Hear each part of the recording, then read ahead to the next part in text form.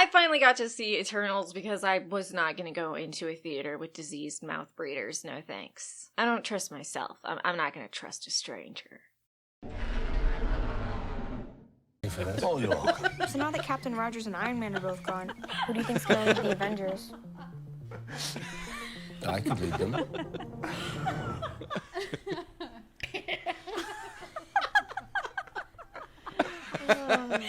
Honestly, this movie wasn't as bad as people made it out to be. I mean, was it a bit too much to be stuffed into this movie? Yeah. Should they have perhaps spread it out over multiple films so we could also get attached to certain characters before offing them? Sure. But it isn't the worst MCU movie so far, and I think that counts for something.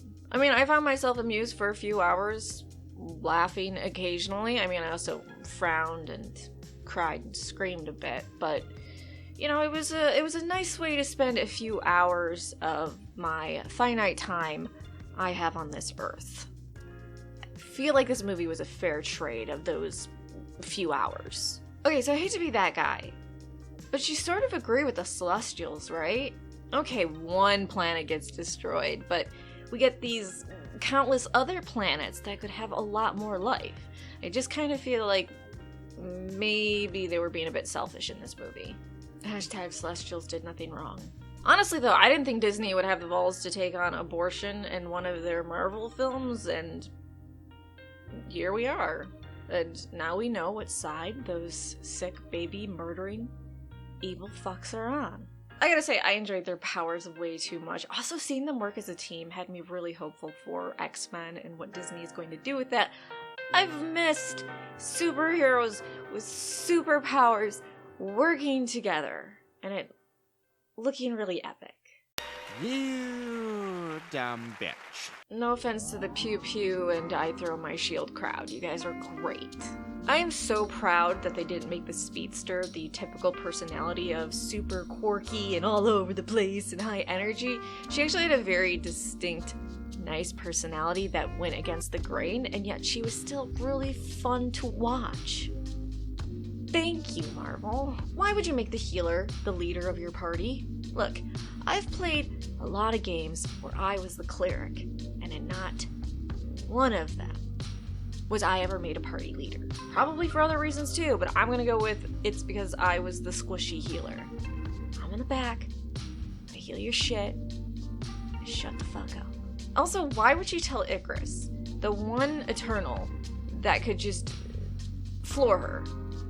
I would not tell someone a secret that I have that I don't know how they're gonna respond to, because one, I have the devastating news of this is our real purpose, and then two, I'm gonna go against that purpose. So you kind of don't know what Icarus is gonna do, and I just wouldn't tell someone my dirty secret that I know could beat my ass down. Now, I'm not saying the rest of the Eternals couldn't beat her ass down. Certainly they could. I mean, she's a squishy healer. Maybe you should have started with the emotionally stable and super intelligent one first. Why would you have a guy named Icarus fly himself into the sun to kill himself? Disney. So subtle. So clever. So cunning. Here's my fuck, marry, kill list. Obviously with fuck, it's Icarus, Athena, and also Cersei. Marry, McCary, Gilgamesh, Hephaestus. You know, the little muffins that need to be protected at all costs. And kill guy. Kingo needs to go. Ajax, I'm sorry, I'm just a beautiful woman, but Drogue and Sprite. This might sound weird given that we have Guardians of the Galaxy and now we're dealing with multiverse shenanigans, but do you feel like maybe the MCU wasn't ready for the Eternals?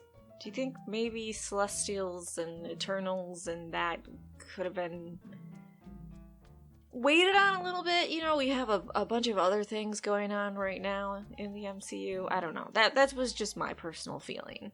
The Celestials, right? Okay, so they need enough sentient life to power a birth of a Celestial. And they knew Thanos' goal was to wipe out half of life in the universe, which would severely cut back on their energy to birth their Celestials. So why didn't they have the Eternals stop Thanos? I understand not getting in the way of humans, but kind of put a kink in your overall plan, right? Why didn't you guys help fight Thanos or any war or all the other terrible things throughout history? We were instructed not to interfere. Bitch, are you for real? Here's Sprite's motivations. She horny.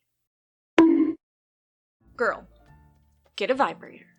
Create an illusion, adopt a whole bunch of orphans, raise them in the country somewhere, and anytime someone stops by, you put your illusion on that you're an adult again, and boom! There you go. You're still immortal, you have your awesome illusion shit, and you get to raise some little bastards.